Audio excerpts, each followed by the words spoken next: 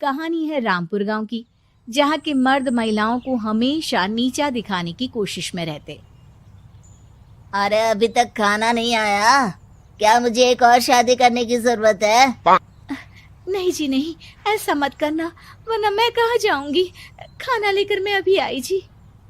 गांव की पंचायत में भी फैसले हमेशा औरतों के खिलाफ ही रहते। मैं जो फैसला सुनाता हूँ वो भगवान की आज्ञा होती है। इस लड़के ने अपने मन से शादी करके अच्छा नहीं किया। लड़के को घर भेज दो और इसकी शादी इसकी जाति की किसी लड़के से करवा दो। लेकिन ये लड़के, इसे तो गांव के बाहर निकाल दो। नहीं नहीं जमींदार साहब, ये क्या बोल रहे हैं? ऐसा नहीं हो सकता। मेरी बेटी मासूम है, इसे अच्छे बुरे की समझ नहीं है। अरे कहाँ जाएगी ये बेचारी? कहाँ जाएगी? इतनी चिंता है तो पूरे परिवार का गांव निकाला कर देते हैं। बेचारे पूरे बसे बसाए परिवार को गांव छोड़ना पड़ता है। चाहे जो हो, अगर बेटियों को कंट्रोल नहीं कर सकते तो गांव में रहने का कोई मतलब नहीं है। यहाँ औरतों को दब कर रहना होगा। कोई भी अपने हिसाब से कुछ नहीं कर सकता, सब ईश्वर की मर्जी से ही होगा। तभी गांव का एक आदमी दौड़ा दौड़ा आता है। सरपंच साहब, जमींदार साहब, वो कालिया है ना, उसकी बेटी पढ़ने के लिए शहर जा रही है। अच्छा, ये कब हो गया? और कालिया की हिम्मत कैसे हो गई ऐसा करने की? लेकर आओ उसे और उसकी बेटी को। बस फिर क्या था, हाजिर हो जाते हैं कालिया और उसकी बेटी सरपंच के सामने। अरे कालिया, ये क्या सुनने में आ रहा है? बेटी को इंजीनियर बना रहा है तू? और ये बता, गांव में तो स्कूल नहीं है, फिर कहां से इतनी क्लास पास कर गई तेरी बेटी?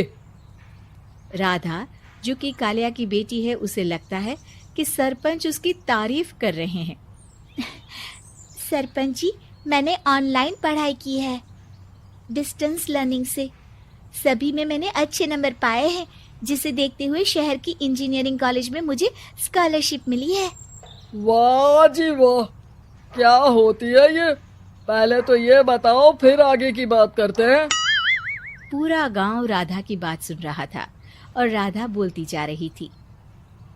तो ऐसे मैं फ्री में एक अच्छी शिक्षा लेकर गांव में जो कुछ परेशानियां हैं, जैसे बिजली, पानी और इंटरनेट जैसी समस्याओं के लिए काम करूंगी। मैं गांव को शहर से जोड़ने के लिए पुल का निर्माण करवाने का प्रस्ताव रखूंगी। मुझे पूरी उम्मीद है कि जल्द ही हमारा गांव भी तरक्की की राह पर चल पड़ेगा। राधा की बात सुनकर सारे गांव वाले ताली बजाने लगते हैं। सरपंच को समझ नहीं आता कि वो क्या करे। चुप रह नादान लड़की, गांव के खिलाफ जाने के लिए तुझे गांव से बेदखल कर दिया जाएगा, वो भी पूरे परिवार के साथ। और हाँ, अगर ठीक से गांव में रहना चाहती है तो ये पढ़ाई लिखाई छोड़ दे। हम तेरे लिए गांव का कोई होनहार लड़का देखेंगे। तभी गांव का एक आदमी बोल पड़ता है। अरे नहीं नहीं सरपंच जी, राधा बिटिया जो बता रही है, अगर वैसा हो जाए तो हम लोगों को पैसा कमाने के लिए बाहर नहीं जाना पड़ेगा। हाँ जी, और ना ही कोसों दूर पानी के लिए भटकना पड़ेगा। हमारे बच्चे भी अच्छी पढ़ाई कर सकेंगे और आगे बढ़ेंगे, ना कि हमारी तरह खेती करते बैठेंगे। क्यों गांव वालों, राधा बिटिया का साथ देना चाहिए ना। सरपंच देखता है कि गांव राधा के साथ है तो वो चुप हो जाता है। वो घर आकर अपने सलाहकार से बात करता है, जो बहुत ही चालाक किस्म का इंसान होता है। अरे सरपंच साहब, आपको बहुत ही होशियारी से काम लेना पड़ेगा। एक बार गांव तरक्की कर गया, यहाँ के बालक पढ़ लिए तो कोई ना पूछेगा आपको। और फिर ये जो बेटा और बेटी है ना आपके, इनको भी आम लोगों की तरह ही जीवन जीना होगा। हाँ, लेकिन करे तो क्या करे? वो ना आप मुझ पर छोड़ दीजिए, बस मैं जैसा बोलूं करते जाइए।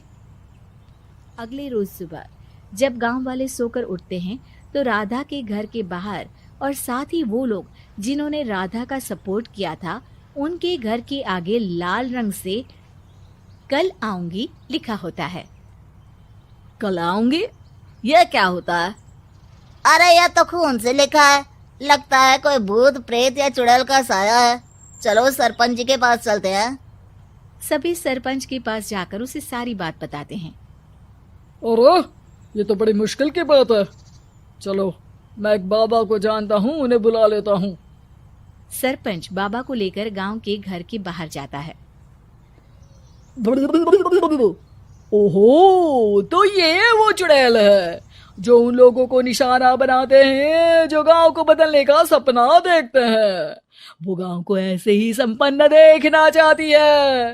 वो नहीं चाहती कि कोई बाहरी यहाँ का कायाकल्प करे। क्या तुम लोगों में से किसी ने गांव को बदलने की सोच रखी है? तभी राधा की माँ रोते रोते आती है। मेरी राधा घर से गायब हो गई है। अरे कोई तो बचाओ, मेरी बच्ची कहाँ गई?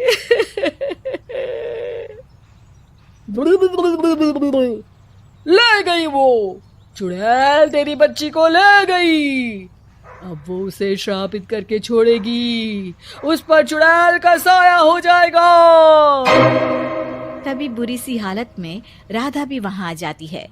उसके बाल चुड़ैल की तरह फैले होते हैं और कपड़ों में खून लगा होता है। सभी राधा को देखकर डर जाते हैं। माँ, पता नहीं मुझे कौन उठा कर ले गया था। अरे दूर दूर हो जा चुड़ैल, अब हम लोग इस गांव में नहीं रुकेंगे। अरे कैसे बातें कर रहे हैं आप?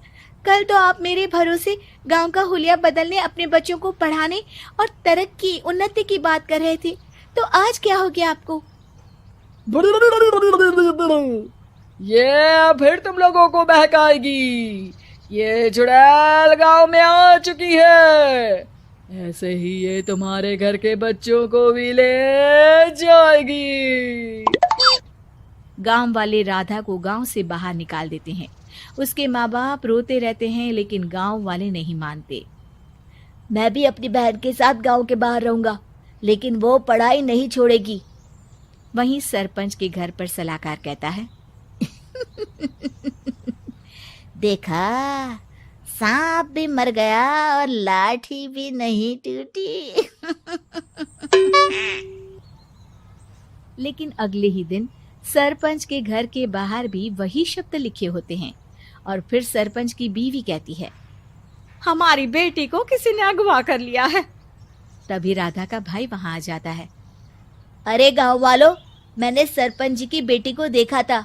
वो चुड़ैल उसे उठाकर ले जा रही थी। अरे क्या मजाक कर रहे हो? नहीं नहीं सरपंच जी, आप नहीं जानते। वो चुड़ैल अब आपकी बेटी में आ जाएगी, जैसे राधा के अंदर आ गई थी। तभी सरपंच की बेटी वैसी ही हालत में वहां आती है जैसे राधा आई थी। पापा, पता नहीं कैसे मैं गायब हो गई थी। चुड़ैल, इसके अंदर भी चुड़ैल का साया है, मारो इसे। अरे नहीं नहीं, इसे भी राधा के पास गांव के बाहर ही भेज दो। अरे चुप रहो, मेरी बेटी कहीं नहीं जाएगी और चुड़ैल बुड़ैल कुछ नहीं होता है। अरे कैसे बात कर रहे हो सरपंच जी? आप तो बोल रहे थे कि आपका फैसला भगवान का ज्ञान होता है, तो अपने पर बात आई तो अब आप ऐसे बोल रहे हैं। अरे ना ना ना, आपको अपनी बेटी को त्यागना ही होगा। अरे बुलाओ बाबा को। राधा का भाई बाबा को ले आता है, जिसे अब गांव वालों के डर के कारण सच बोलना पड़ता है। मैं कोई बाबा नहीं हूँ, मैं तो मोची था। ये सलाहकार महोदय ने मुझे कहा था एक्टिंग करने को। अब वो मुझे पैसे देने वाले हैं। अब मुझे माफ कर दो। गलती हो गई, मुझे माफ कर दो। तभी वहां राधा आ जाती है। देखा सरपंच जी, जब गांव के बच्चे साक्षर होंगे तो आप जैसे लोगों की चालाकी नहीं चलेगी।